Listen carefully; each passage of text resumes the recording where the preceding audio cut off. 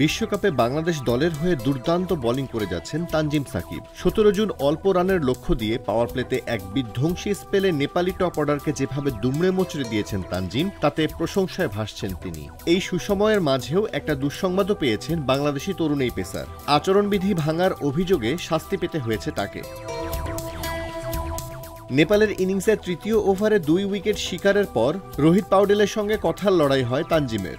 Bangladeshi pacer এ সময় নেপালি অধিনায়ককে হাত দিয়ে ধাক্কা দেন। দুজনের মাঝে চলে আসেন আম্পায়ার। তানজিমের আক্রমণাত্মক ম্যানার ও ধাক্কা দেওয়াটা ঠিক খেলোয়াড় সুলভ আচরণ মনে হয়নি আইসিসির ম্যাচ অফিসিয়ালদের। আইসিসির আচরণবিধি লেভেল ১ এর ধারা ২.১২ ভাঙায় তাকে ১ ডেমিরেট পয়েন্ট ও ১৫% ম্যাচ ফি জরিমানা করা হয়েছে। বাংলাদেশি পেসার এই শাস্তি মেনে নিয়েছেন।